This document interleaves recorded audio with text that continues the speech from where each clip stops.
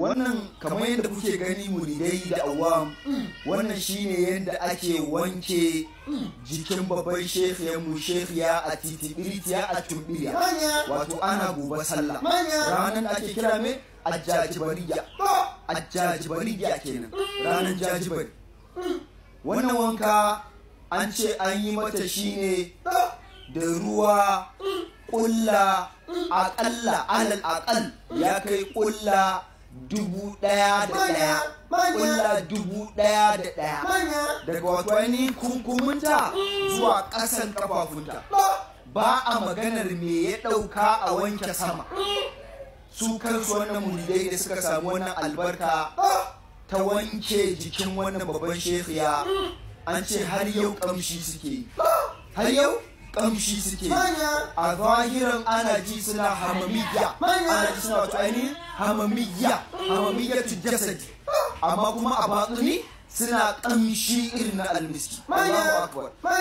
Wannan manyan muridai muna ƙara godiya a gare su don babban labari ya iso mu cewa me wannan shekunai su suka wanke jikin babban shehiyanmu ita ma shehiya a ɗaurawiyatul hindis zinawi, ita ma an mata wannan wanka ana gobe sallah.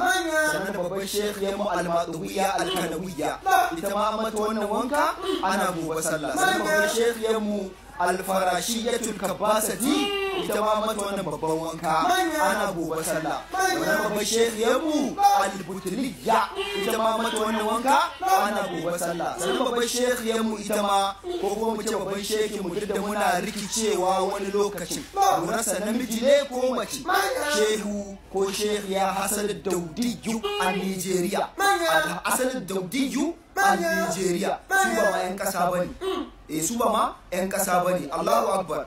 Sannan wannan babban wanka an babban shehunmu shehu al-Olawiyyul Kanawi. Sannan babban wanka an yi babban shehunmu shehu aljifirashi albarbari, shehu aljifirashi albarbari. Sannan wani babban wanka an ƙara karkatawa aka yi babban shehinmu shehu alfofotawi alkitsawi, alfofotawi alkitsawi, shehu albirsinawi kenan, shi ma masa wannan babban wanka.